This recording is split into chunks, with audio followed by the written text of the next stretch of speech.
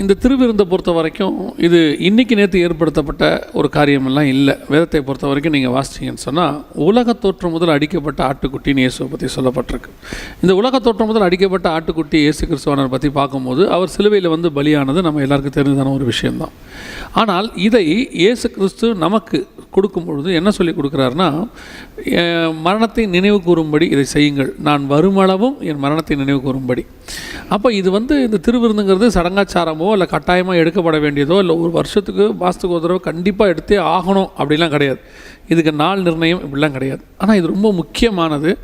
இதை உணர்ந்து உணர்வுபூர்வமாக எடுக்க வேண்டியதான ஒரு விஷயம். எப்படி நம்ம ஞானஸ்நானத்தை வெறும் தண்ணியில் மூழ்கி எடுக்கிறோம். ஏன்னா எல்லா மார்க்கத்தாரும் தண்ணிக்கு மூழ்கி வெளியே வராங்க, ஆனால் நாம் தண்ணியில் போயிட்டு வரத்துக்கு வித்தியாசம் இருக்குது. அதே மாதிரி தான் திருவிருந்துமே. எல்லாரும் எடுக்கிற மாதிரி நம்ம எடுத்துட்டோம்னா வேஸ்ட். இந்த திருவிருந்தை எடுக்கும் பொழுது அதற்கான சில க்ரைட்டீரியாஸ் நிறையா இருக்குது. இன்றைக்கி சபைகள் அதை பிரசங்கிக்க தவறி கொண்டு இருக்கிறது. ஏன்னு சொன்னால், இன்றைக்கி உள்ள சபைகளுடைய நிலைமை என்னென்னா, அவங்க குவாலிட்டியை கான்சன்ட்ரேட் பண்ணுறதை விட குவான்டிட்டியை கான்சன்ட்ரேட் பண்ண ஆரம்பிச்சிட்டாங்க.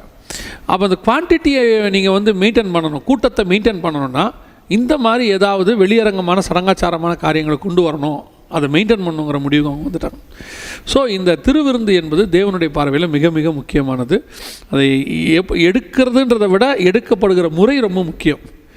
ஏன்னா பவுல் தெளிவாக சொல்கிறார், அபாத்திரமாய் போஜனமானம் பண்ணுகிறவன் வியாதியஸ்தனாக இருக்கிறான், நித்திரை அடைந்திருக்கிறார்கள்னு சொல்கிறார். அந்த சீரியஸ்னஸே இன்றைக்கி திருச்சபைக்கு இல்லை. அபாத்திரமாக போஜனமானம் பண்ணுறோமா அப்படிங்கிற சீரியஸ்னஸே அவங்க யாருக்குமே இல்லை. ரொம்ப கேஷுவலாக எடுக்கிறாங்க. அவங்கள பொறுத்த வரைக்கும் அது வெறும் ப்ரெட்டு ரசமாக தான் இருக்குது. அது ப்ரெட்டு ரசம் தான், அதில் எந்த மாற்ற கருத்தும் இல்லை. ஆனால் அது எதற்கான அடையாளங்கிறது தான் ரொம்ப முக்கியம் இல்லையா?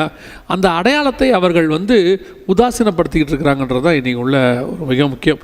அதை எடுக்கக்கூடிய முறைகள் கொஞ்சம் இருக்குது. அது அந்த முறைப்படி தான் கொடுக்கணும், எடுக்கணும். இல்லைன்னா எடுக்கவும் கூடாது, கொடுக்கவும் கூடாது. இப்போ நீங்கள் எடுத்துக்கிட்டிங்கன்னா திருவிருந்தை பொறுத்த வரைக்கும் இன்றைக்கி கடைசி காலத்தில் நடக்கிற ஒரு சில காரியங்கள், தப்பான காரியங்கள் நடக்குது. என்ன நடக்குதுன்னா, நான் கேள்விப்பட்டேன், பிள்ளைகளுக்கும் திருவிருந்து கொடுக்குறாங்க, குழந்தைகளுக்கு திருவிருந்து கொடுக்குறாங்க அப்படின்னு இருக்குது. இன்னும் சில இடங்களில் நம்ம பார்க்கும் பொழுது திருவிருந்து வந்து வரக்கூடிய எல்லா மெம்பர்ஸுக்கும் கொடுக்குறாங்க, சர்ச்சில் இருக்கிற எல்லா மெம்பர்ஸுக்கும் திருவிருந்து கொடுக்குறாங்கன்னு இருக்குது. அப்படி கொடுக்கக்கூடியதா அது எடுக்கிறதுக்கு இதை என்னன்னு பார்த்தீங்கன்னு சொன்னால், அப்படி கொடுக்கக்கூடாது. திருவிருந்துக்கு இப்போ பாருங்கள், இயேசு ஒரு அப்பத்தை பிட்டு 5000 பேருக்கு கொடுக்குறாரு. 5 அப்பம் 2 மீன் எடுத்து 5000 பேருக்கு கொடுக்குறாரு. இந்த அப்பத்தை எடுத்து பிட்டு கொடுக்கறதுக்கும் யோவான் 13 அப்பத்தை எடுத்து பிட்டு கொடுத்தாருன்னு இருக்குது. அந்த அப்பத்தை எடுத்து பிட்டு கொடுக்கறதுக்கும் டிஃப்ரென்ஸ் இருக்குது. இதை நம்ம முதல்ல புரிஞ்சுக்கணும். இயேசு அங்கே கொடுத்த அப்பம் வேறு, இங்கே கொடுக்குற அப்பம் வேறு. அங்கே கொடுக்கறது அவங்களோட பசிக்கு அவங்க கொடுக்கக்கூடியதான ஒரு காரியம். இது உடன்படிக்கை. அந்த உடன்படிக்கை யாரோட பண்ணணும்? 5000 பேரோட இயேசு பண்ணலை உடன்படிக்கை. அங்கே இருக்கக்கூடியதான குழந்தைகளோடு கூட இயேசு உடன்படிக்கை பண்ணலை. யாரோடு கூட இந்த உடன்படிக்கை பண்ணப்படுது அப்படின்னு கேட்டிங்கன்னு சொன்னால், சீஷர்களோட பண்ணப்படுது. முதல் க்ரைட்டீரியா, அவர்கள் வந்து சீஷராக இருக்கணும். ஃபஸ்ட் அப்பத்தை புசிக்கணும்னா, வாங்கணும்னா அவன் என்னவாக இருக்கணும்னா சீஷனாக இருக்கணும். சீஷர்கள் கையில் தான் அது கொடுக்குறாரு. இன்னும் சிலர் சொல்லுவாங்க, அப்போ சீஷனாக ஏற்றுக்கொண்ட எல்லாருமே சீஷர் தானே அப்படின்னு நீங்கள் சொன்னீங்கன்னா, இயேசு கிறிஸ்து கூட ஏற்றுக்கொண்ட மகதலேனா மரியாள் இருந்தாங்க, எவ்வளோ பேர் இருந்தாங்க. அதில் யாருக்குமே கொடுக்காம ஒரு 12 பேருக்கு தான் அவர் கொடுத்தாரு. அவர் கூட நிறைய பேர் தங்கியிருந்தாங்க, 70 சீஷர்கள் தான், அவங்க கையில் கொடுக்கல, அந்த 12 பேருக்கு தான் கொடுத்தாரு. ரெண்டாவது, இது கொடுக்குற உரிமை யாருக்கு முதலாக அறிவிக்கப்பட்டது அப்படின்னு பார்த்தீங்கன்னா, பவுல் சொல்கிறார், உங்களுக்கு ஒப்புவித்ததை நான் கர்த்தரிடத்தில் பெற்றுக்கொண்டேன் அப்படின்னு சொல்கிறார். பவுல்கிட்ட 2 வகையான உபதேசம் இருந்துச்சு. நீங்கள் வாசிக்கலாம், அப்போஸ்தலர் நடவடிக்கைகள் கூட இருக்குது. அப்போஸ்தலர்களும் சபை மூப்பர்களும் கொண்ட உபதேசங்களை இவர்கள் கொண்டு போய் சபைகள் தோறும் பிரசங்கம் பண்ணினார்கள்னு இருக்குது. அப்போ பவுல் பிரசங்கம் பண்ணது ஒன்று, இவருக்கு முன்னாடி உள்ள மூப்பர்கள் அப்போஸ்தலர்கள் சொன்ன கருத்துக்களை அதை காரியங்கள் கொண்டு போய் சபையில் சொல்லியிருக்கிறார். அதே நேரத்தில் பவுலுக்கு தேவன் சொன்ன விஷயங்கள்னு கொஞ்சம் இருக்குது. இப்போ பவுல்கிட்ட 2 விதமான சத்தியங்கள் இருக்குது. ஒன்று அவருக்கு முன்னாடி சொல்லி கொடுத்தவங்க, இன்னொன்று கர்த்தர் சொல்லி கொடுத்தது. அதனால தான் கம்யூனியனை கொடுக்கும்போது பவுல் தெளிவாக சொல்கிறாரு, உங்களுக்கு ஒப்புவித்ததை நான் கர்த்தரிடத்தில் பெற்றுக்கொண்டேன். அப்படின்னா என்ன அர்த்தம்? கர்த்தர் இந்த முறைமையை எடுக்கணுங்கிற ஒரு மெத்தடை சீஷர்கள் கையில் சொன்னாலும் அதை எப்படி எடுக்கணுங்கிற முறைமையை பவுல்கிட்ட சொல்லிக் கொடுக்குறாரு. அந்த முறைமையை சீஷர்கள் யாரும் சொல்லிக் கொடுக்கல பவுலுக்கு. கம்யூனியன் எடுக்கணுங்கிறத இயேசு அங்கே சொல்லிட்டார், எல்லாரும் நீங்கள் கம்யூனியன் எடுக்கணும்ப்பா அப்படின்னு சொல்லிட்டார். ஆனால் எடுக்கிற முறை எப்படி என்ன பண்ணணும் அப்படிங்கிறத பவுல் சொல்கிறாரு. பவுல் தெளிவாக எழுதுறார், யார் எடுக்கணும், அதை எப்படி எடுக்கணும், எல்லாமே இருக்குது. இந்த சீஷனாக இருக்கக்கூடிய குணாதிசயம் உள்ளவனுக்கு தான் கம்யூனியன் கொடுக்கணும். சீஷத்துவ குணாதிசயம் என்ன? வேதம் தெளிவாக சொல்லுது, ஒருவன் தன்னைத்தான் வெறுத்து சிலுவையை எடுத்துக்கொண்டு என்னை பின்பற்றி வரக்கடவன் இருக்குது. அப்படிப்பட்டவங்களுக்கு கம்யூனியன் கொடுக்கணும். இப்படிப்பட்டவங்களுக்கு நீங்கள் கம்யூனியன் கொடுக்கணும்னு நம்ம சொல்லிட்டோம்னா, அப்படின்னா சபையில் ஒருத்தவங்க கூட எடுக்க மாட்டான்னு இவங்களே முடிவு பண்ணிடுவாங்க. இப்போ இயேசு கிறிஸ்து பாருங்கள், யார் எல்லாத்தையும் விட்டு அவருக்கு பின்னாடி சிலுவையை சுமந்து கொண்டு வரான்னு தயாரானாங்களோ அவங்க எல்லாம் கம்யூனியன் கொடுத்தாரு. பவுல் அவங்களுக்கு தானே கொடுக்குறாரு, அப்படிப்பட்டவங்களுக்கு தானே கொடுக்க சொல்கிறாரு. அன்றைக்கி வீடுகள் தூரம் அப்பம் விட்டார்கள். யார் வீடுகள் தூரம் அப்பம் விட்டார்கள்? உடனே அவங்க சொல்லுவாங்க, அன்றைக்கி வீடுகள் தூரம் அப்பம் விட்டார்கள். எஸ், வீடுகள் தூரம் அப்பம் விட்டார்கள். யார் விட்டார்கள்? அன்னைக்கு எல்லாவற்றையும் விட்டு இயேசு கிறிஸ்துவுக்காக எல்லாத்தையும் விற்று அப்போஸ்தலர் பாதத்தில் வைத்தவர்கள் அவங்க எல்லாம். இன்றைக்கி அந்த க்ரைட்டீரியாவே கிடையாது. இன்றைக்கி கம்யூனியன் எப்படி ஆயிடுச்சுன்னா, சர்ச்சில் இருக்கக்கூடியதான ஒரு சடங்காச்சாரமான நிகழ்ச்சி. 5000 பேர் 10,000 பேர் இருக்கிறாங்க, கீழே அண்டாவில் வச்சு மொண்டு ஊற்றுறாங்க. அதில் எடுத்துகிட்டு போய் ஒருத்தன் கொடுக்குறானே, அவனுக்கு எந்த விதமான அதை பற்றினதான ஒரு புறஜாதியார்கிட்ட நீங்கள் போனீங்கன்னு சொன்னால், அவங்க பிரசாதம் வாங்கும்போது 2 கையை வச்சு அழகாக வாங்குவாங்க. நீங்கள் பார்த்துருப்பீங்கன்னு நினைக்கிறேன். அதுக்கு ஒரு மரியாதை கொடுப்பாங்க. எடுக்கிறவங்கள விட கொடுக்குறவங்களுக்கு இன்னும் மரியாதை இருக்கணும். இன்றைக்கி கம்யூனியன் கொடுக்குறாங்க, மேலேருந்து கொடுக்குறவங்க நான் சொல்லலை, சிலர் கொடுக்க சொல்கிறாங்க. அவங்களுக்கு அதை கொடுக்குறக்கூடிய தகுதி அவங்களுக்கு இருக்குதா? அதை நம்ம என்றைக்காவது யோசிச்சிருக்கோமா? இன்றைக்கி என்ன செய்யப்படுது? கம்யூனியன் ஒரு சடங்காச்சார பொருளாக மாற்றப்பட்டுருச்சு. அவங்களுக்கு இவங்க கிளாஸ் எடுத்துருக்குறாங்களா? எடுக்கிறவங்கள பற்றி 2வது பேசுவோம். இப்போ நம்ம எடுக்கிறவங்கள பற்றி 2வது பேசுவோம். கொடுக்குறவங்க இன்றைக்கி எடுக்கிறவன் பார்க்குறான், கொடுக்குறவன் நமக்கு ஒருத்தன் கொண்டு வந்து கொடுக்குறானே, இவன் எப்பேற்பட்டவன் பார்க்குறான். இவன் சீஷனா, இவன் சிலுவையை எடுத்துகிட்டு நடக்கிறவனா, இவன் உலகத்தை வெறுத்தவனா, அவன் எல்லாத்தையும் பார்க்குறான். 2வது இந்த கம்யூனியனை பற்றி இவங்க என்ன நினைக்கிறாங்க? எல்லா மார்க்கத்தில் இருக்கிற மாதிரி இது ஒரு சடங்காச்சாரமான காரியம் அப்படின்னு நினைக்கிறாங்க. ஆக்சுவலாக அப்படி இல்லைங்க. கம்யூனியன் என்பது நித்திய ஜீவனுக்கான வழின்னு அவர் சொல்கிறார். யோவான் சுவிசேஷம் அப்படி தான் சொல்லுது. என் மாம்சத்தை புசித்து என் பானத்தை என்னுடைய ரத்தத்தை பானம் பண்ணுகிறவனே கடைசி நாளில் எழுப்புவேன், நித்திய ஜீவனை சுதந்திரிக்கணும்னு இருக்குது. நித்திய ஜீவனை இவங்க சுதந்திரிக்கிறதுக்கு வழி என்ன? கம்யூனியன், திருவிருந்து தான் அதுக்கு ஒரே வழி. நம்ம இதை பற்றி ஒரு பெரிய சப்ஜெக்டை கூட எடுத்துருக்குறோம். உதாரணமாக 2 பிரமாணத்தை நம்ம பேசுவோம் இல்லையா? ஒன்று நியாயப்பிரமாணம், இன்னொன்று புதிய ஏற்பாட்டு பிரமாணம். இந்த நியாயப்பிரமாணத்துக்கும் புதிய ஏற்பாட்டு பிரமாணத்துக்கும் என்ன வித்தியாசம்? நியாயப்பிரமாணம் பாவத்தை மூடியது, புதிய ஏற்பாட்டு பிரமாணம் பாவத்தை மன்னித்தது. அவர்களுக்கு என்னதான் பழைய ஏற்பாட்டில் அவர்கள் பரிசுத்தவான்களாக வாழ்ந்தாலும் பரலோகத்துக்கு போகிறதுக்கு வழி இல்லைன்னு பைபிள் சொல்லுது. எபிரேயர் 11:39 சொல்லுது, விசுவாசத்தினாலே அவர்கள் நற்சாட்சி பெற்றிருந்தும் வாக்குத்தத்தம் பண்ணப்பட்டதை அடையாமல் போனார்கள்னு இருக்குது. அவர்கள் நம்மை அல்லாமல் பூர்ணராகாதபடிக்கு விசேஷித்த நன்மையானதொன்றை தேவன் நமக்கென்று முன்பதாகவே நியமித்தார். இது இவங்க எல்லாருக்கும் ஆட்டுக்குட்டி அடிக்கப்பட்டது, நமக்கு ஆட்டுக்குட்டியான அடிக்கப்பட்டார். முன்பதாகவே உலக தோற்றம் முதல் அடிக்கப்பட்டார். ஸோ அன்னைக்கே நமக்கு ஒரு விசேஷமானதை வச்சார். எது? அப்பமும் ரசமும். இதை எடுத்தால் தான் நம்ம எங்கே போக முடியும்? நித்திய ஜீவனுக்குள்ளே பிரவேசிக்க முடியும், பரலோக ராஜ்யத்துக்குள்ளே பிரவேசிக்க முடியும். அப்போ அவங்க பரிசுத்தவான்களாக வாழ்ந்துமே கிடைக்காத ஒரு காரியத்தை உங்களுக்கும் எனக்கும் கர்த்தர் கொடுத்துருக்கிறாரு. அதற்கு வழி கம்யூனியன்னா அது இது எவ்வளோ பெருசாக இருக்கும்? நித்திய ஜீவனை சுதந்திரிக்கிறத கம்யூனியன் நீங்கள் எடுக்கணும். எப்பேற்பட்டவங்க அதை எடுக்கணும். இன்றைக்கி நம்ம அப்படி எடுக்கிறோமா?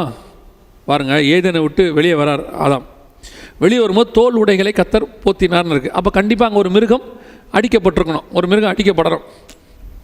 எந்த மிருகம் அடிக்கப்பட்டதுன்னா ஒரு ஆட்டுக்குட்டி அடிக்கப்பட்டோம்னு வச்சுக்கோங்க. நிறைய பேர் சொல்கிறாங்க ஆட்டுக்குட்டி எப்படி சொல்கிறீங்கன்னா, நான் ஒரு நிதானத்தில் சொல்கிறேன். எந்த விதம் சொன்னால், உலக தோற்றம் முதல் அடிக்கப்பட்ட ஆட்டுக்குட்டி, அதற்கு மாதிரியாக அங்கே ஒரு ஆட்டுக்குட்டி அடிக்கப்பட்டிருக்கும். 2வது ஆசாரிப்பு கூடாரத்தை ஆட்டுத்தோல் போட்டு மூட சொல்கிறாரு. அப்போ கண்டிப்பாக நியாயப்பிரமாணங்கிறது ஒரு ஆட்டுத்தோலுக்கு சம்மந்தமான இருக்குது. இப்போ அந்த தோல் உடைகளை மூடி ஆதாமை அனுப்பி விட்டார். ஒரு மிருகத்தை அடித்து ஆட்டுத்தோலை போர்த்தி ஆதாமை அனுப்பிட்டார். ஆனால் அந்த மிருகத்தினுடைய மாம்சமும் ரத்தமும் எங்கே இருக்குது? ஏதேனுக்குள்ளே தான் இருக்குது. அந்த மிருகத்தோட தோலோடு தான் யார் வெளியே போனது? ஆதாம் போனார். அப்போ மாம்சமும் ரத்தமும் உள்ளதாக இருக்குது. இதுதான் விசேஷித்த நன்மையானது ஒன்று. பழைய ஏற்பாட்டு பரிசுத்தவங்க நியாயப்பிரமாணம் தோல் உடைகளை போட்டவங்களுக்கு சமானம். அது நியாயப்பிரமாணங்கிறது. அதை போடிட்டு அவங்க எவ்வளோ பரிசுத்தவான்களாக இருந்தாலும் ஏதேனுக்குள்ளே தான் வர முடியும். ஜீவ விருட்சத்தை புசிக்க முடியாது, நித்திய ஜீவனுக்குள்ளே பிரவேசிக்க முடியாது. நித்திய ஜீவனை பிரவேசிக்கணும்னா அவன் எப்படிப்பட்டவனாக இருக்கணும்? இந்த நியாயப்பிரமாணத்தை காட்டிலும் மேலான காரியங்களை செய்கிறவன் தான் நித்திய ஜீவனை சுதந்திரிப்பான். அப்போ நியாயப்பிரமாணத்தை காட்டிலும் மேலான செய்கிறவன் எப்படி இருப்பான்? இப்போ யோசிச்சு பாருங்களேன். ஒரு நியாயப்பிரமாணக்காரன் வரான், இயேசுகிட்ட சொல்கிறான், சிறு வயது முதல் கொண்டு நான் எல்லாவற்றையும் ஃபாலோ பண்ணுறேன்னு சொல்கிறான். சிறு வயது முதல் கொண்டு ஃபாலோ பண்ணுறத பார்த்து கர்த்தர் சொல்கிறாரு, உன்னிடத்தில் எனக்கு ஒரு குறை உண்டு, சிலுவை எடுத்துக்கொண்டு என்னை பின்பற்றி வா. அப்போ நியாயப்பிரமாணத்தை 100% ஃபாலோ பண்ணவனுக்கு கிடைக்காதது உங்களுக்கு எனக்கும் கிடைக்கிதுன்னா, இன்றைக்கி கடைசி காலத்தில் என்ன சொல்கிறாங்க எல்லாரும்? கிருபையின் உபதேசம்னு சொல்லி என்ன சொல்கிறாங்க? நீ எப்படி இருந்தாலும் பரலோகத்துக்கு போகலாம், காரணம் கிருபை அப்படிங்கிறாங்க. எப்படி இருந்தாலும் பரலோகத்துக்கு போகலான்னு ஒரு இடத்துலையும் பைபிள் சொல்லவே இல்லை. அவர்கள் அவ்வளவு செஞ்சும் பரலோகத்துக்கு போக முடியவில்லை. ஆனால் அந்த காரியத்தை நீ செய்தால் பரலோகத்துக்கு போகலாம். அதுதான் கிருபை. அவர்கள் நியாயப்பிரமாணத்தை 100% ஃபாலோ பண்ணியும் எங்கே போக முடியல? பரலோகத்துக்கு போக முடியல. அதனால் கிருபையின் காலன்றதுனால நீ எப்படி இருந்தாலும் பரலோகத்துக்கு போகலாம். அப்படி இல்லை. கிருபையின் காலம்னா அதையும் செய்யணும், அதையும் விடாது இருக்கணும், இதையும் செய்யணும், அதை காட்டிலும் மேலானதை செய்யணும். இப்போ யோசிச்சு பாருங்கள், பரலோக ராஜ்யத்துக்கு நம்ம பிரவேசிக்கிறோம், நித்திய ஜீவனுக்கு பிரவேசிக்கிறோம்.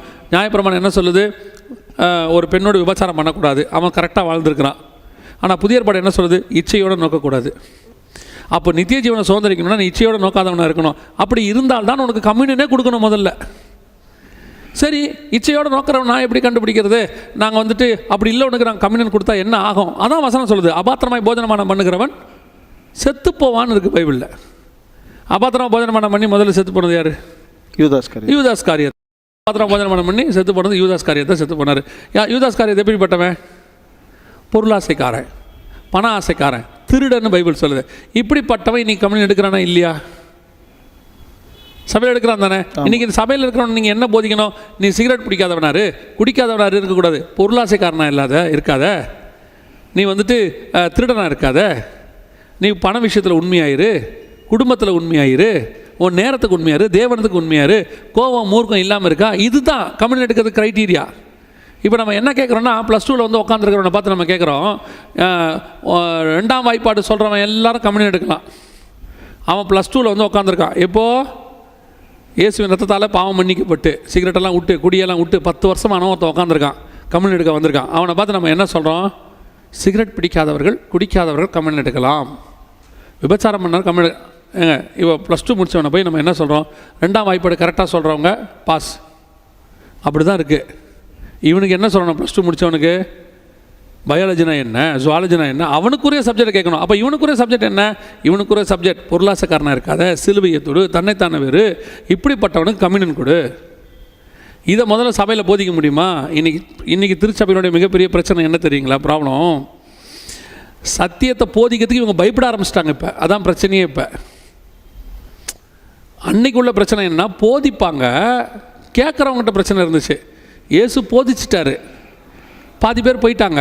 ஏசு இருக்கிறவனை பார்த்து கேட்டார், நீங்களும் போய் விட மாட்டதாக இருக்கிறீர்களோன்னு கேட்டார். இன்றைக்கி இருக்கிற பிரச்சனை என்னென்னா, போதிக்கிறதுக்கே பிரச்சனை. போதிச்சா இவங்க போயிடுவாங்க. அந்த சபக்காரன் வந்துட்டு கம்யூனியன் எல்லாருக்கும் அள்ளி அள்ளி கொடுக்குறான். ஒருவேளை நம்ம இங்கே கொடுக்க மாட்டோம்னு சொன்னால் அங்கே போயிடுவாங்க. அந்த பயம் எல்லாருக்கும் இருக்குது. நான் என்ன சொல்கிறேன், தப்பாக ஒருத்தனுக்கு கம்யூனியன் கொடுத்து நீ நரகத்துக்கு போகிறத விட கொடுக்காம நீ பரலோகத்துக்கு போகிறது நல்லது. நான் இத்தனை பேருக்கு கம்யூனியன் கொடுக்கணும்னு பைபிளில் ஒன்றும் டார்கெட் ஃபிக்ஸ் பண்ணி வைக்கலையே. பைபிளில் வந்து குவான்டிட்டிக்கு தான் இருக்குது, குவாலிட்டிக்கு தான் இருக்குது. இப்படிப்பட்டவங்களுக்கு கொடுன்னு இருக்குது, இவ்வளோ பேருக்கு கொடுங்கன்னு சொல்லலை. இன்றைக்கி இவங்களுக்கு வந்துட்டு ஒரு பெருமை. இன்றைக்கி எங்கள் சபையில் 10,000 பேர் எடுத்தாங்க. எத்தனை பேர் நித்திய ஜீவனை சுதந்திரிப்பான்? அதில் எத்தனை பேர் அதில் சாவ போகிறான்? இந்த கம்யூனியன் இருக்குது, எங்கள் இயேசுவின் ரத்தம் இருக்குது, அது இருபுறம் கருக்குள்ள பட்டயம் மாதிரி. அது இந்த கம்யூனியன் எடுத்தால் தான் நித்திய ஜீவன், இதை எடுத்தால் தான் பரலோகத்துக்கு போக முடியும், இதை எடுத்தால் தான் நீங்கள் பங்கடைய முடியும் வருகையில். ஏன்னா வசனம் அப்படி தான் சொல்லுது. அதே நேரத்தில் தப்பாக எடுத்தால் அது கொண்டு போடும். சரியாக எடுக்கிறவனை வாழ வைக்கும், தப்பாக எடுக்கிறவனை கொண்டு போடும். அப்படிப்பட்டதான வல்லமை வாய்ந்தது அந்த கம்யூனியன். எனக்கு ஆண்டவர் சொல்லி கொடுத்தது இதுதான். எடுக்கிறவன் சீஷனாக இருக்கணும் கம்யூனியனை பொறுத்த வரைக்கும், கொடுக்குறவன் இயேசுவாக இருக்கணும். எடுக்கிறவன் ஏன் சீசனாக இல்லை தெரியுமா? கொடுக்குறவன் இயேசுவா இல்லை. குமாரனின் சாயலுக்கு ஒப்பாக இருக்கிறவன் கொடுத்தானா, கீழே இருக்கிறவனா சீசனாகவே இருப்பான். அவன் கொடுக்குறவனை பார்க்குறான், அவன் கையில் வந்து கொடுக்குறவனை அவன் பார்க்குறான், இவரே கொடுக்குறான், நம்ம எடுத்தால் என்ன அப்படிங்கிறான். ஸோ கம்யூனியன் என்பது நித்திய ஜீவனை சுதந்திரிக்கிறதுக்காக பரலோகம் நியமித்து வைத்த மிக முக்கியமான பொருள். இதை பற்றின சீக்ரெட்ஸ்லாம் இன்னும் நிறையா இருக்குது. எந்த காலத்தில் இருக்குலாம் கேட்டிங்கன்னா அது இன்னும் பெரிய விஷயமா இருக்கும். அப்பமும் ரசமும் ஆபிரகாமுக்கு கொண்டு வந்தார் இல்லையா?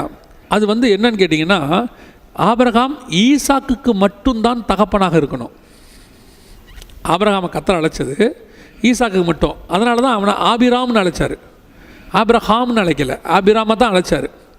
இவரை எப்போ ஆபிரஹாமாக மாறுறாரு அப்படின்னு கேட்டிங்கன்னா, 17ஆம் அதிகாரம் ஆதியாகமத்தின் புஸ்தகத்தில் தான் அவர் ஆபிரஹாமாக மாறுறாரு. ஏன் அங்கே மாறுறாருன்னு கேட்டால், 16ஆம் அதிகாரத்தில் இஸ்மவேல் பிறந்துட்டான். இஸ்மவேல் பிறந்த உடனே ஆபிரஹாம் ஆகிட்டார்.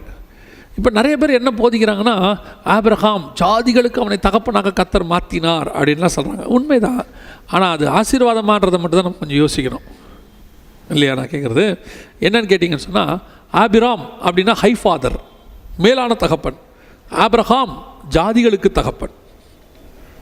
அப்போ ஆபிரகாம் வழியாக வர வேண்டியது ஒரு சந்ததி தான். அதுதான் கலாத்தியருக்கு எழுதும்போது பவுல் தெளிவாக சொல்கிறாரு, அந்த சந்ததி கிறிஸ்துவே. இந்த சந்ததி வழியாக பூமியில் உள்ள சந்ததிகள் எல்லாம் ஆசீர்வதிக்கப்படும். உன் சந்ததிக்குள்ளே பூமியில் உள்ள சந்ததிகள் எல்லாம் ஆசீர்வதிக்கப்பட்டிருக்கும்.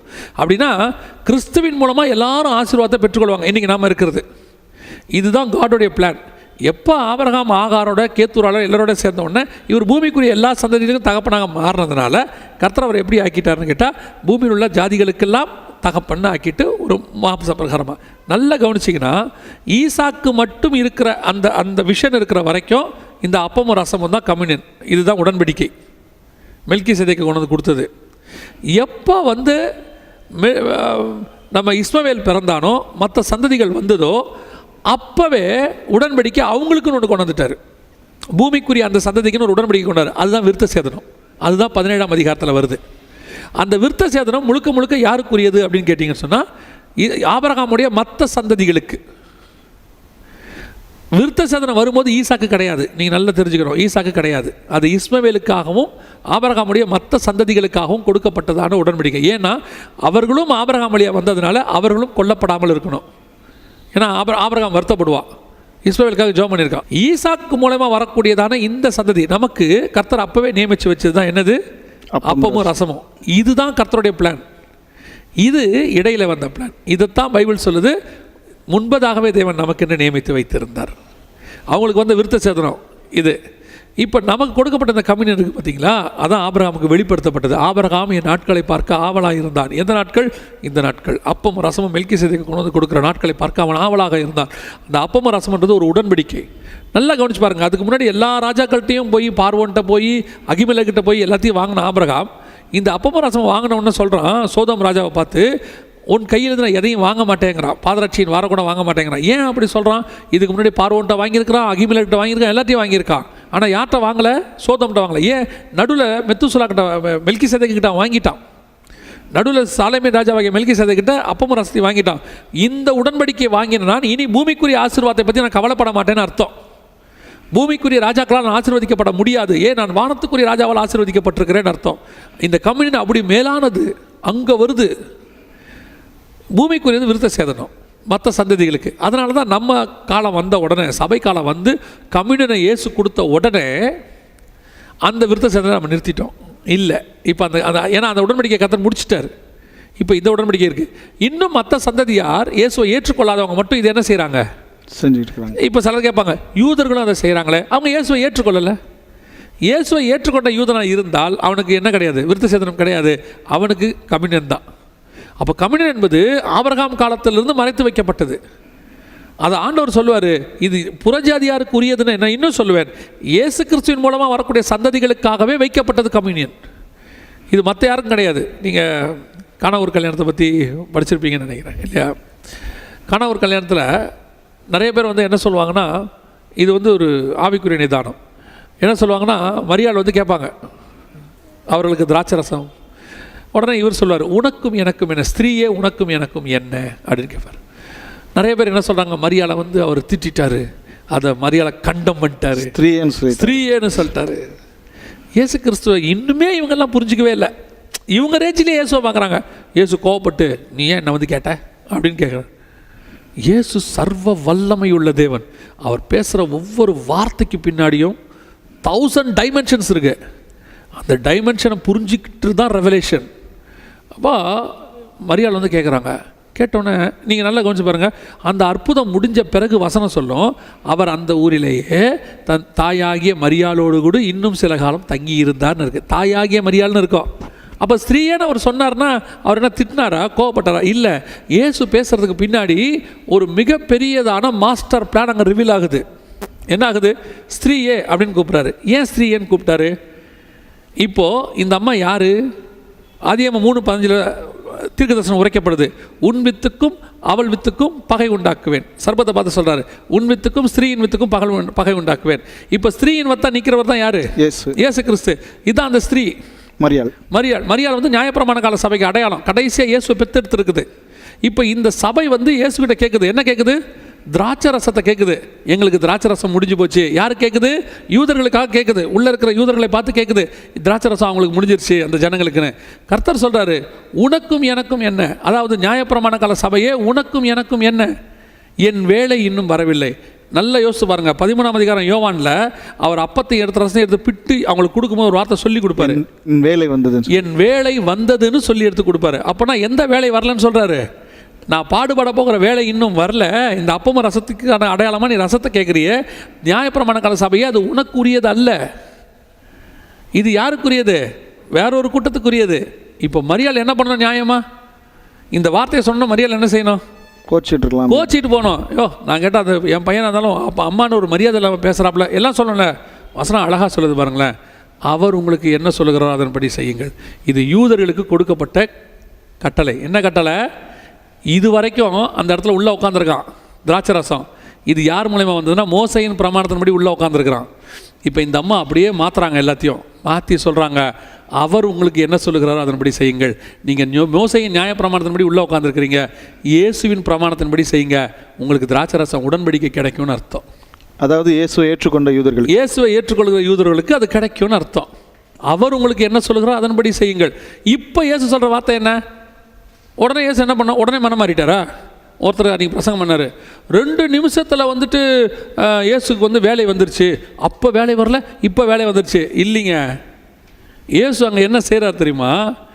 அவர் உங்களுக்கு என்ன சொல்லுகிறார் அப்படி செய்யுங்கன்னு தன்னை ஏற்றுக்கொண்ட ஜனங்களுக்கு தான் திராட்சை ரசம் கிடைக்கும்ன்றதை அங்கே நிரூபிக்கிறாரு. அதாவது உடன்படிக்கை கிடைக்கும். அந்த உடன்படிக்கை அந்த இடத்துல சொல்கிறாரு, கற்சாடியை நிரப்புங்கள். அந்த கற்சாடி என்ன? சுத்திகரிக்கிற முறைமையின்படி இருக்கிற கற்சாடி. அப்போ எல்லாரும் உள்ளே போயிருக்கிறான், அது காலியாக இருக்குது.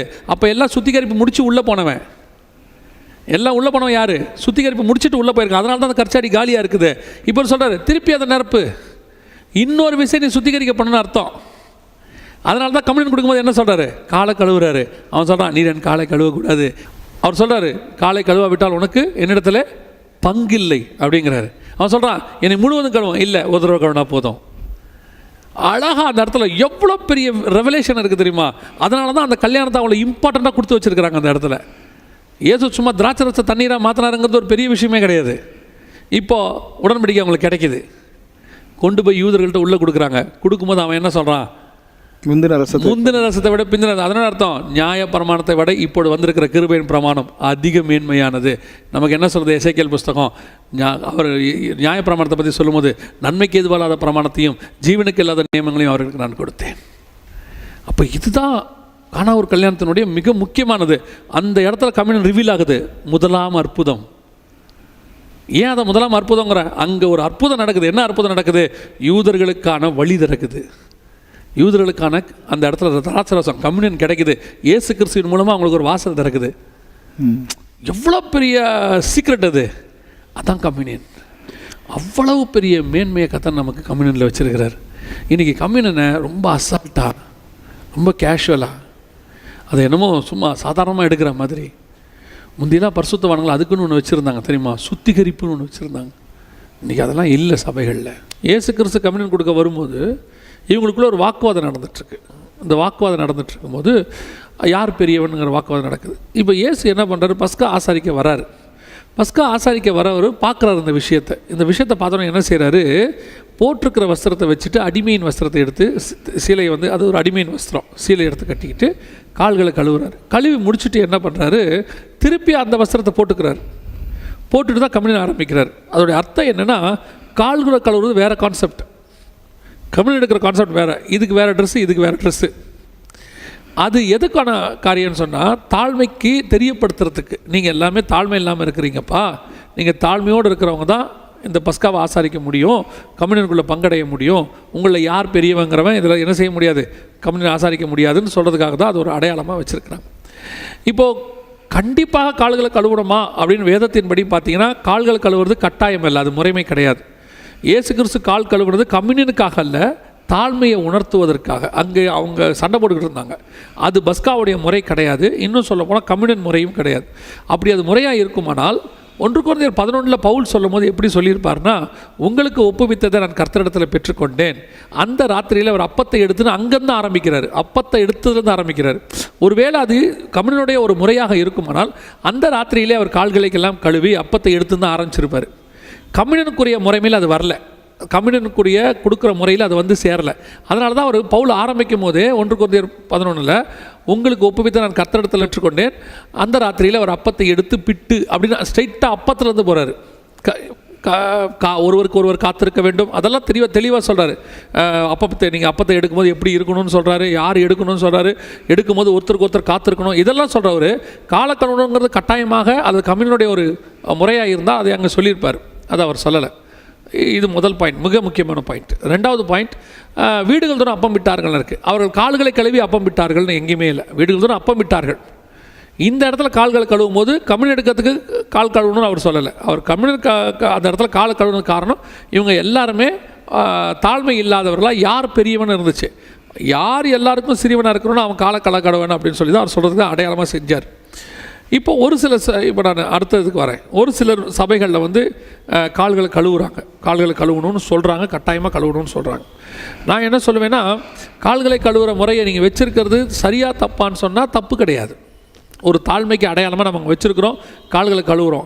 ஆனால் கால்களை கம்யூன் எடுக்கிறவன் எல்லாம் காலை கழுவித்தான் ஆகணும்னு சட்டமும் போட முடியாது. அது பிப்ளிக்கலாக சட்டப்படி செட் ஆகாது. பைபிளில் அப்படி ஒரு சட்டமாக அது சொல்லப்படவே இல்லை. கால்கள் கழுவு தப்பு கிடையாது, கழுவலாம், நீங்கள் கம்யூன் கழுவி கம்யூன் எடுக்கலாம்.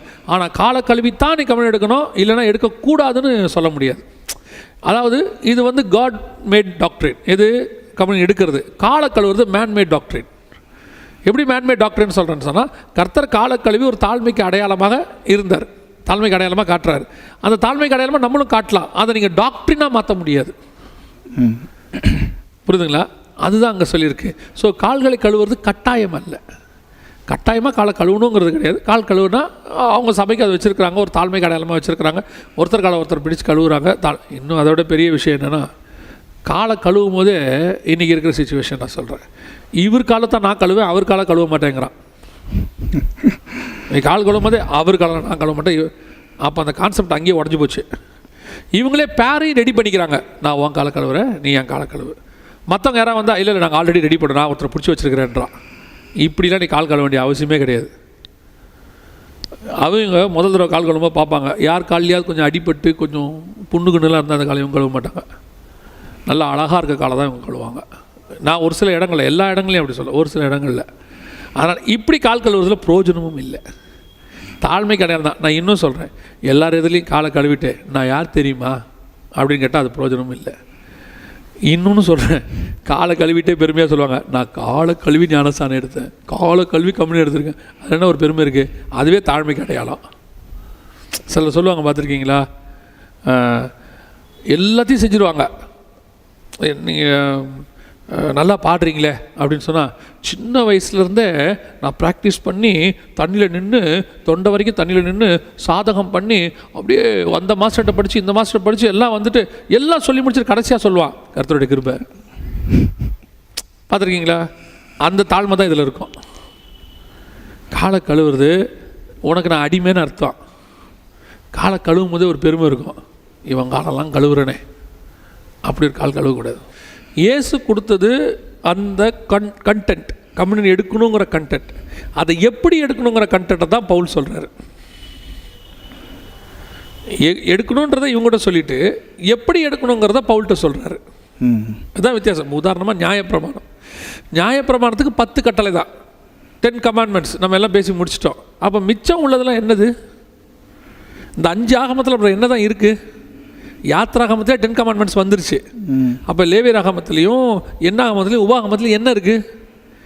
இந்த நியாய பிரமாணத்தை ஃபாலோ பண்ணுற முறைமை அங்கே இருக்குது. இந்த கமாண்ட்மெண்ட்ஸை நீ எப்படி ஃபாலோ பண்ணணுங்கிறது தான் இதில் இருக்குது.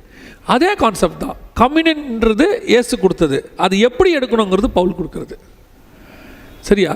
அப்போது பவுல் யாருக்கு கொடுத்தாரு, எப்படி இருக்கிறவங்களுக்கு கொடுத்தாலும் அபாத்திரமாய் போஜனமானம் பண்ணக்கூடாதுன்னு இருக்குது. எல்லாரும் எடுக்கணும், குடும்பத்தில் இருக்கிற எல்லாரும் எடுக்கணும்னா எப்படி எடுக்க முடியும்? அபாத்திரமாய் போஜனமானம் பண்ணுறவன் செத்து போவானே. உங்களுக்கு சிலர் வியாதியாக இருக்கிறார்கள், எல்லாம் இருக்கிறானே. காரணம் என்ன? வியாதியாக இருக்கிறவன் எல்லாம் தப்பாக கம்யூன் எடுக்கிறவன் நான் சொல்லலை. தப்பாக கம்யூன் எடுக்கிறவனுக்கெல்லாம் வியாதி வரும். கம்யூனியாக எடுக்காதவனுக்கும் வியாதி வரும், அது வேறு. வியாதி நிறைய பேருக்கு வரும், ஆனால் தப்பாக கம்யூன் எடுத்தால் கண்டிப்பாக வியாதி வரும். பைபிள் அப்படி சொல்லுது. உங்களுக்கு சிலர் வியாதியத்தில் இருக்கிறார்கள், உங்களுக்கு சிலர் நித்திரை அடைந்திருக்கிறார்கள் அப்படின்னு இருக்கு. உடனே இவங்க என்ன சொல்லிடுவாங்க, வியாதி வர்றதுக்கு காரணமே தப்பாக கம்யூன் எடுத்தது தான். அப்போ அந்த பாஸ்டருக்கு வியாதி வந்திருக்கே, அவர் தப்பாக கம்யூன் எடுத்தாரான்னு கேட்பான் நம்மள. நான் அதுக்கு தான் தெளிவாக சொல்கிறேன், வியாதி வந்தவன்லாம் தப்பாக கம்யூன் எடுத்தவன் கிடையாது. நிறைய பேருக்கு கம்யூன் கரெக்டாக எடுத்தவங்களுக்கும் வியாதி வருது. அது வேறு பலகீனங்கள் இருக்குது, அதெல்லாம் இருக்குது. இதில் ஒன்று நீங்கள் புரிஞ்சுக்கணும். அப்போ கம்யூனியன் எடுக்கிற முறைமையே தெளிவாக அங்கே பேசி வச்சுருக்கிறார் பவுல். யார் எடுக்கணும், எப்படி எடுக்கணும், என்ன எடுக்கணும், எல்லாமே தெளிவாக இருக்குது. ஸோ எல்லாரும் எடுக்கணுங்கிறதுக்கு, எல்லாரும் எடுக்கிறது கம்யூனியனாக இருந்தால் இயேசு எல்லாருக்கும் கம்யூனியன் கொடுத்துருப்பார். அத்தனை பேருக்கும் 70 சீஷர்கள் கொடுத்துருப்பாரு, மகன் மரியாதை அத்தனை பேருக்கும். அப்போ யார் எடுக்கணுங்கிறது ஒரு சீஷனாக எல்லாவற்றையும் விட்டு தேவனுக்கு பின்பற்றக்கூடியவனாக அவர் எதிர்பார்க்குற க்ரைட்டீரியா ஒன்று இருக்குது. அந்த க்ரைட்டீரியா இருக்கிறவன் தான் எடுக்கணும். அதைத்தான் பவுல் அங்கே எழுதுகிறார். போதகருடைய வேலை என்னன்னு சொன்னால், அவர் கம்யூனியன் கொடுக்குறது அவருடைய வேலை தான்.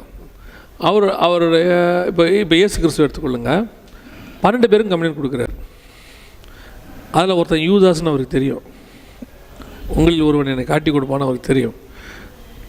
அவனுடைய காரியங்கள் எல்லாம் அவருக்கு தெரிஞ்சு தான் அவங்க கையில் அவர் என்னதான் பண்ணுறாரு, கம்யூனியன் கொடுக்குறாரு. அவன் கம்யூனியன் எடுத்தா தானே, யூதாஸ் கம்யூனியன் எடுத்தான் இல்லையா? யூதாஸ் ஃபஸ்ட்டு கம்யூனியன் எடுக்கிறாங்க. பட் யூதாஸை பற்றி அவருக்கு நல்லா தெரியுது.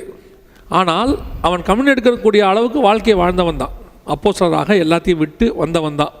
பட் அந்த இடத்துல அவன் தப்பு பண்ணுறான்னு அவருக்கு தெரியுது. முன்பதாகவே அவங்ககிட்ட சொல்கிறாரு, எல்லாத்தையும் சொல்கிறார் வேறு, அவர் எல்லாத்தையும் அவனை வந்து மன திரும்ப வைக்கிறதுக்கான எல்லா வேலையும் பண்ணுறாரு. அவர் என்னமோ அவனை கண்டம் பண்ணி துரத்திலாம் இல்லை. கடைசியாக தான் இந்த துணிக்கையை வாங்குறவன் என்னை காட்டி கொடுப்பான்னு சொல்லி அவன் வாங்கின உடனே கர்த்தர் சொல்கிறார், நீ செய்வதை துரிதமாய் செய்யணும். கடைசியாக தான் சொல்கிறார். அவருக்கு நிறைய சான்சஸ் கொடுக்குறாரு. அதே இதுதான் நமக்கு மெத்தட். ஊழியக்காரங்களுக்கு சிலர் தப்பாக தெரிவாங்க, இவங்க தப்பானவங்களும் தெரியும். இவங்களுக்கு நம்ம சொல்கிறோம், கூப்பிட்டு சொல்கிறோம், இல்லை மைக்கிலேருந்து பேரை சொல்லாமல் சொல்கிறோம், உங்களில் ஒருவன் காட்டி கொடுப்பான்ற மாதிரி. நீங்கள் ஒரு சில தப்பானவங்க இருக்கிறீங்க, நீங்கள் இதை எடுக்கக்கூடாது, அப்படி எடுக்கிறதா மனம் திரும்புங்க. மனம் திரும்பி எடுக்கிறதுக்கு நம்ம யாருக்குமே தடை கிடையாது. இன்னும் சொல்ல போனாலும் அப்பமும் ரசமும் தேவனுடையது, அவருடைய சரீரம் அவருடைய ரத்தம், அதுக்கு அடையாளம் இது, அது அவருது. எடுக்க போகிறவன் அவன், வாழ்கிறதும் சாவறதும் அவன் கையில் இருக்குது. இதை கொடுக்குற வேலை மட்டும்தான் நம்மளுது. அப்போ நம்ம கொடுக்குற நாம முதல்ல நம்ம பர்ஃபெக்டாக இருக்கணும். ரெண்டாவது அவனை கூடுமான வரைக்கும் பர்ஃபெக்ட் ஆக்கணும். ஆனால் எவனையும் கண்டம் பண்ணி உனக்கு தரமாட்டேன்னு சொல்கிற அதிகாரம் நமக்கு இல்லை. அதுவும் நீங்கள் சொன்ன மாதிரி தசமாங்க காணிக்கிங்கன்னா சான்ஸே இல்லை. ஏன்னா தசமாங்க காணிக்க கம்யூனியன் எடுக்கிறதுக்கு க்ரைட்டீரியாவே கிடையாது. ஞானஸ்நானம் எடுக்கிறதுக்கோ, ரட்சிக்கப்படுறதுக்கோ, கம்யூனியன் எடுக்கிறதுக்கோ, பரலோகத்துக்கு போகிறதுக்கோ பணம் ஒரு கான்செப்டே கிடையாது. இது எதுக்குமே பணம், நல்ல வேலை ஆண்டவர் பணத்தை வைக்கலன்னு வச்சுக்கோங்க, வச்சுருந்தா கதை முடிஞ்சு போயிருக்கோம். அப்போது கம்யூனியன் எடுக்கிறதுக்கு அவனை தடுக்கிறதுக்கு நமக்கு எந்த விதமான உரிமையும் இல்லை. ஆனால் அவனை எச்சரிக்கிறதுக்கான உரிமை நமக்கு இருக்குது. எப்போ இல்லைனா ஏசு கொடுக்காம நிறுத்தியிருக்கலாம் இல்லையா? அவன் மரணத்துக்கு ஏதுவான பாத்திரமாக இருந்தாலும் அவங்க கையில் அது கொடுக்குறாரு, இந்தா போ. ஆனால் உனக்கு அந்த உரிமை இருக்குது, நீ அப்பமும் ரசம் எடுக்கிற உரிமை இருக்குது. அந்த அளவுக்கு வாழ்க்கை நீ அப்போ சொன்னால் வாழ்ந்துருக்கிற. ஆனால் கடைசி காலத்தில் அவன் வாழ்க்கை கெட்டு போச்சு. அங்கே தான். அப்போ இதே தான் நம்மளும் ஃபாலோ பண்ணணும். ரெண்டாவது, நம்ம யார் சரி ஆயிட்டாங்க ஆகலன்னு நமக்கு தெரியாது. ஒருவேளை நம்ம சனிக்கிழமை ஒருத்தனை பார்த்துருப்போம், கெட்டவனாக இருந்திருப்பான், அந்த சந்தர்ப்ப சூழ்நிலையில் அந்த பாவத்தை செஞ்சுருப்பான். சனிக்கிழமை நைட்டு அவன் ஆண்டவரோட ஒப்புரவாகி மனம் திரும்பி மறுநாள் காலையில் வந்து நின்ட்டான்னு வச்சுக்கோங்க தேவ சமூகத்தில், நம்ம எப்படி அவனுக்கு கொடுக்க மாட்டேன்னு சொல்ல முடியும்? அவனுக்கு கொடுத்தானே ஆகணும். அவனுக்கும் தேவனும் ஒப்புரவாயிட்டாங்களே. ஸோ ஆனால் அந்த நேரத்தில் நம்ம எச்சரிக்க வேண்டியது அவசியம். இப்படி ஒருத்தரை பார்த்தேன், மனம் திரும்புங்க, நீங்கள் ஒப்புரவானா எடுங்க, இல்லைன்னா எடுக்காதீங்கன்னு சொல்கிறது அவசியம். ஸோ யாரையுமே கம்யூனியன் எடுக்காத, ரட்சிக்கப்பட்டு ஞானஸ்நானம் எடுத்து அபிஷேகம் பெற்றவனை எடுக்காதன்னு சொல்கிற அதிகாரம் நமக்கு கிடையாது. ஆனால் சொல்ல வேண்டிய காஷனை சொல்லி கொடுக்கணும். அதை தான் நான் ஆரம்பத்துலேருந்து அதான் சொல்கிறேன். அவனுக்கு கொடுக்க வேண்டிய காஷன் ஏதோ அதை கொடுத்துடணும். தப்பான காஷனை கொடுக்கக்கூடாது. என்னை பொறுத்த வரைக்கும் தப்பான காஷன் சிகரெட் குடிக்காதுங்கிறதுலாம் இல்லை. அதெல்லாம் பேசிக். அவன் செய்யாமல் தான் அங்கே உட்காந்துருப்பான். இப்போ ரட்சிக்கப்பட்ட சீசனாக வந்திருக்கோம், அதை விட மோசமான பாவம் தான் செய்வான். ரட்சிக்கப்பட்ட உடனே நம்ம செய்கிற பாவம் நார்மல் பாவத்தோட மோசமான பாவம். நீங்கள் ரட்சிக்கப்படுறதுக்கு முன்னாடி சிகரெட் பிடிக்கிறவனா இருப்பீங்க, குடிக்கிறவனா இருப்பீங்க, குதிரை ரேஸுக்கு போனா இருப்பீங்க, இதெல்லாம் தான் செஞ்சுருப்பீங்க. ரட்சிக்கப்பட்ட பிறகு இது எதுவுமே செய்ய மாட்டீங்க. இதுக்கப்புறம் உள்ள மோசமான பாவத்தெல்லாம் செய்வீங்க. ஏன்னு சொன்னால், அப்போ வெளியரங்கமாக செஞ்சீங்க, இப்போ மறைமுகமாக செய்வீங்க. இப்போ இவனை கண்டிக்க வேண்டியது வெளியரங்கமான பாவத்தையா மறைமுகமான பாவத்தையா? மறைமுகமான பாவத்தை தான் கண்டிக்கணும். அந்த கண்டிப்பை நம்ம சொல்லிவிட்டு அவனுக்கு அது கொடுக்கலாம். அத்தனை பேரையும் திருவிருந்தில் பங்கு பெற வைப்பது தான் நம்முடைய வேலை. ஆமாம், ஏன்னா திருவிருந்தில் அவனை பங்கு பெற வச்சா தான் அவனை பரலோகத்துக்கு நித்திய ஜீவனை சொந்தரிக்க முடியும், இல்லைன்னா போக முடியாது. ஆமாம், அத்தனை பேரையும் திருவிருந்துக்குள்ளே வர வைக்கணும். ஆமாம், அதான் வேலை. ஏசு ஏன் யூதாஸ் கொடுத்தாரோ அது ஒரு திட்டம். அவன் பரலோகத்துக்கு வரணுங்கிறது அவர் வாஞ்ச, அதுக்கான வழி இருக்குது. ஆனால் அவன் சரியாக எடுக்கலை. அதான் கான்செப்ட். அதே மாதிரி தான் சபையில் வர எல்லாரையுமே கம்யூனியன் எடுக்க வைக்க வேண்டியது நம்முடைய வேலை. அவங்கள ஒப்புரவாக்கி சரியாக்கி வர வைக்க வேண்டியது. ஒரு சிலர்லாம் வந்துட்டு என்னென்னா உண்மையிலே பர்ஃபெக்டாக இருப்பாங்க, ஒரு சில கில்ட்டி கான்ஷியஸ்னால் எடுக்காமே உட்காந்துருவோம். நான் சரியில்லைன்னு சரியில்லைங்கிறதுனால எடுக்காமல் போகக்கூடாது, சரிப்படுத்தி கொண்டு எடுக்கணும். சரியில்லைன்னா வாழ்நாள் முழுக்க சரியில்லை தான். ஆனால் ஏதோ ஒரு மாம்சத்தில் இருக்கிற வரைக்கும் ஏதோ ஒரு குறை நம்மக்கிட்ட என்ன செய்யுது, இருந்துகிட்டே இருக்குது. அந்த குறையின் நிமித்தம் நம்ம ஒவ்வொரு இந்த வாரம் ஒரு குறை சரி பண்ணிட்டோம், அடுத்த வாரம் வேறு குறை, அதனால் அதுக்கு அடுத்த வாரம் வேறு குறை. இந்த குறையை பார்த்துக்கிட்டே இருந்தீங்கன்னா நீங்கள் எடுக்க முடியாது, கடைசி வரைக்கும் முடியாது. சரி பண்ணி ஆண்டவரே நான் எடுக்கணும், கம்யூனிட்டி சரியாகணும், என்னை ஒப்புரவாக்கும். நீனோட தெரிஞ்சுக்கணும், இந்த எடுக்கிற கம்யூனிட்டி இருக்குது, ரத்தம் இருக்குது, அது பரிந்து பேசுகிற ரத்தம். அதோடைய சுபாவமே பரிந்து பேசுகிறது. நீங்கள் ஒப்புரவாகிட்டு அதை வாங்கிட்டீங்கன்னா அது உங்களுக்காக தேவன்கிட்ட பரிந்து பேசும். நீங்கள் ஒப்புரவு இல்லாமல் அக்கிரமாக எல்லார் எதிரிலையும் நான் கம்யூனிட்டி எடுக்காட்டி தப்பாக நினைப்பாங்களே, எல்லார் எதிலையும் கை நீடி வாங்கிட்டு ஆனால் உள்ளுக்குள்ளே அந்த பாவத்தையோ அல்ல செய்கிற அந்த அக்கிரமத்தையோ தொடர்ந்து செய்வீங்கனால் அது கொள்ளுகிற ரத்தம். ரெண்டும் அதுதான். பத்திரமா போஜனம் பண்ணுறது அதுதான். நீங்கள் ஒப்புரவாகி பாவியன் மேல் கிருபையாயிரும்னு சொல்லி நீங்கள் அதை எடுக்கும்போது அது உங்களை காப்பாற்றுகிற ரத்தமாக மாறிடும். அது மகாபரிசுத்தத்தில் பிதா கிட்ட பரிந்து பேசுகிற ரத்தமாக மாறிடும். ஆமென். அதான் அதோடைய கான்செப்ட். அதனால் எல்லாருமே கம்யூனியன் எடுக்கணும். நான் என்னை பொறுத்த வரைக்கும் எல்லோரும் எடுக்கணும். கம்யூனியனை பொறுத்த வரைக்கும் பாவியை மாற்றிடும், அநியாயக்காரனை கொண்டுடும். நம்ம அநியாயக்காரனை இல்லாமல் பாவின்னு ஒத்துக்கிட்டோம்னா அது கண்டிப்பாக மாற்றிடும். அதனால் எல்லாரும் கம்யூனியன் எடுங்க, ஒப்புரவாகி எடுங்க, சரியாகி எடுங்க, சீசனாகி எடுங்க. அதை விட ஒரு படி மேலாக இருந்து கொடுங்க. நல்ல ஒரு கம்ப்ளீட்டான ஒரு நிறைவான ஒரு வார்த்தையை சொல்லி முடிச்சிங்க. கர்த்தருக்கு ஸ்தோத்திரம்.